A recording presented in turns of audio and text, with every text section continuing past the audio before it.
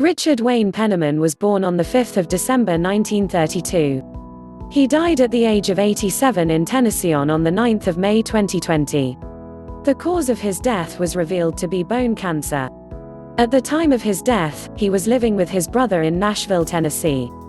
Richard was better known as Little Richard. He was an American singer, songwriter, and musician. He was an influential figure in popular music and culture for 7 decades. Nicknamed the Innovator, the Originator, and the Architect of Rock and Roll. His most celebrated work dates from the mid-1950s. His fame came from his charismatic showmanship. His dynamic music was characterized by frenetic piano playing, pounding backbeat, and raspy shouted vocals. He laid the foundation for rock and roll. His innovative emotive vocalizations and uptempo rhythmic music also played a key role in the formation of other popular music genres, including soul and funk, respectively. He influenced numerous singers and musicians across musical genres from rock to hip-hop. His music helped shape rhythm and blues for generations to come. Tutti Frutti, 1955, is one of his signature songs. He became an instant hit. He crossed over to the pop charts in both the United States and overseas in the United Kingdom. His next hit single, Long Tall Sally, 1956, hit No.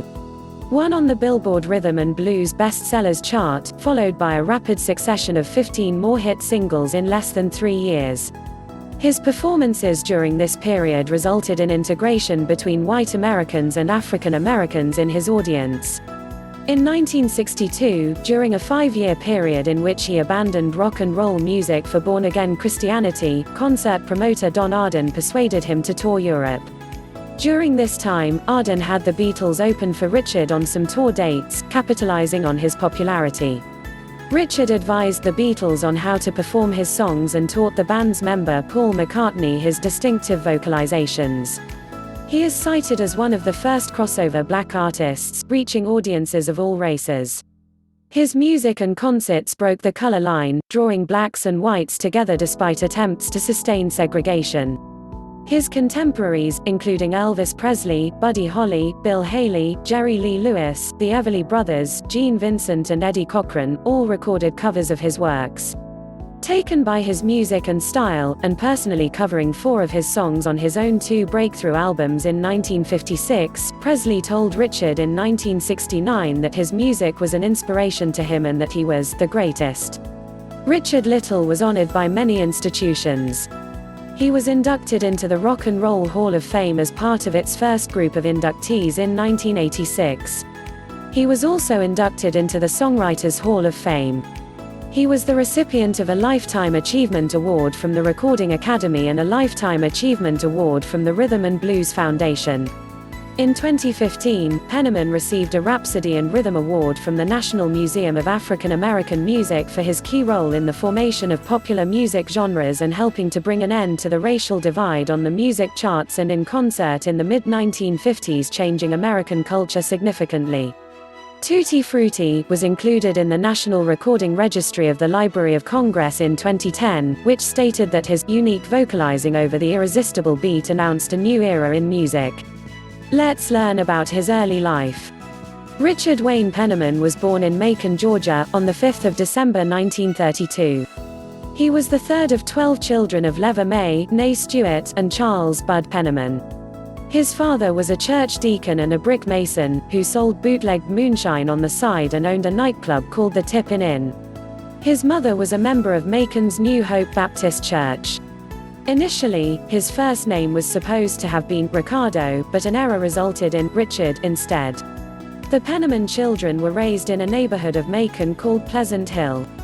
In childhood, he was nicknamed Lil Richard by his family because of his small and skinny frame. A mischievous child who played pranks on neighbors, Penniman began singing in church at a young age. Possibly as a result of complications at birth, he had a slight deformity that left one of his legs shorter than the other. This produced an unusual gait, and he was mocked for his allegedly effeminate appearance. Penniman's family was very religious and joined various AME, Baptist, and Pentecostal churches, with some family members becoming ministers. He enjoyed the Pentecostal churches the most because of their charismatic worship and live music. He later recalled that people in his neighborhood sang gospel songs throughout the day during segregation to keep a positive outlook because there was so much poverty, so much prejudice in those days.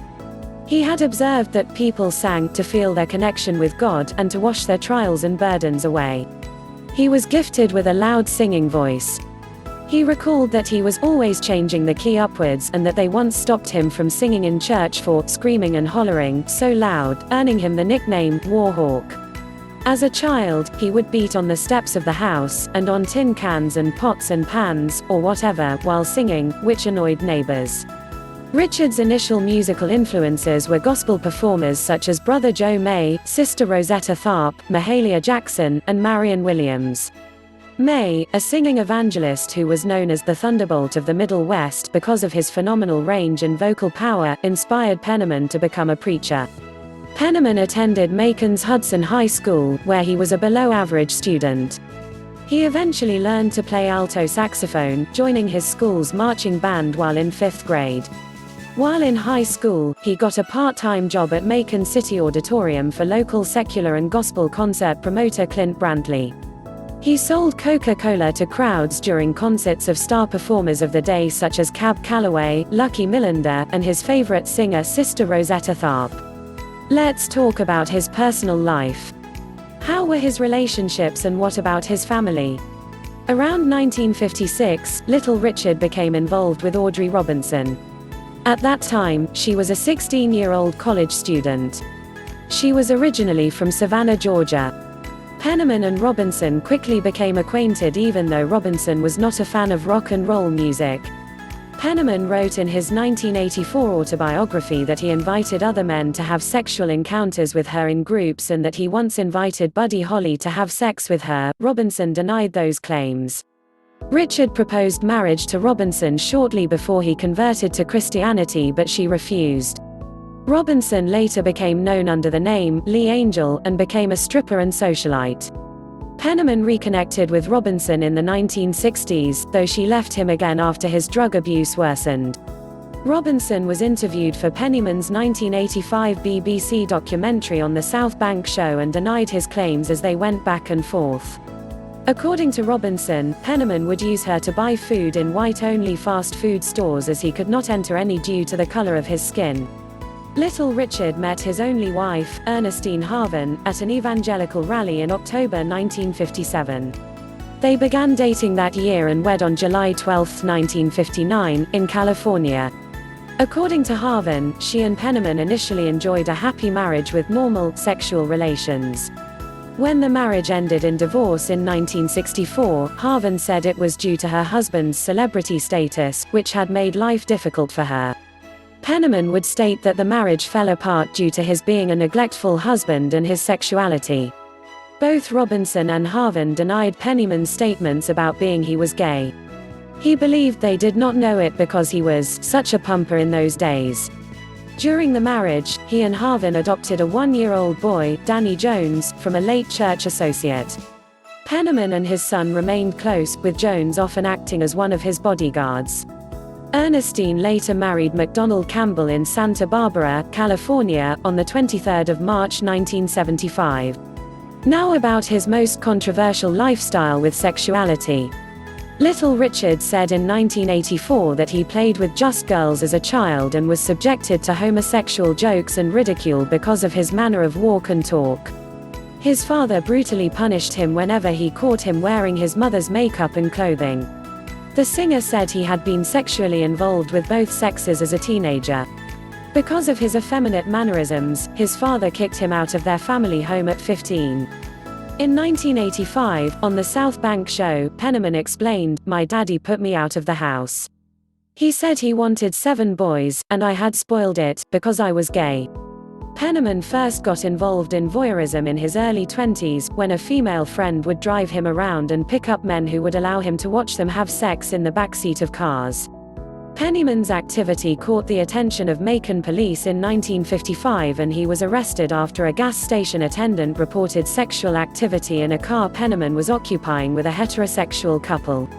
Cited on a sexual misconduct charge, he spent 3 days in jail and was temporarily banned from performing in Macon. In the early 1950s, he became acquainted with openly gay musician Billy Wright, who helped in establishing Richard's look, advising him to use pancake makeup on his face and wear his hair in a long-haired pompadour style similar to his. As he got used to the makeup, he ordered his band, The Upsetters, to wear the makeup too, to gain entry into predominantly white venues during performances, later stating, "I wore the makeup so that white men wouldn't think I was after the white girls. It made things easier for me, plus it was colorful too." In 2000, Richard told Jet magazine, "I figure if being called a sissy would make me famous, let them say what they want to." Penniman's look, however, still attracted female audiences, who would send him naked photos and their phone numbers.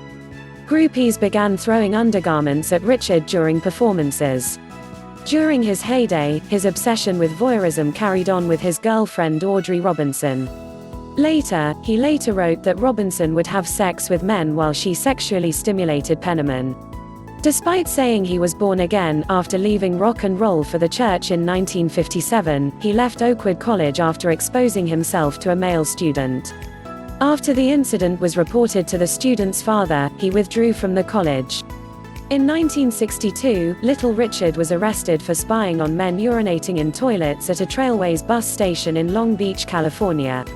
After re-embracing rock and roll in the mid-1960s, he began participating in orgies and continued to be a voyeur. On the 4th of May 1982, on Late Night with David Letterman, Penniman said, "God gave me the victory. I'm not gay now, but, you know, I was gay all my life. I believe I was one of the first gay people to come out. But God let me know that He made Adam be with Eve, not Steve. So, I gave my heart to Christ." In his 1984 book, while demeaning homosexuality as unnatural and contagious, he told Charles White he was omnisexual. Audrey Robinson disputed Richard's claims of homosexuality in 1985. In 1995, Richard told Penthouse that he always knew he was gay, saying, "I've been gay all my life." In 2007, Mojo magazine referred to Richard as bisexual. In October 2017, he once again denounced homosexuality in an interview with Three Angels Broadcasting Network, calling homosexual and transgender identity unnatural affection that goes against the way God wants you to live. Source: Wikipedia. Please subscribe to my channel. Thanks for watching.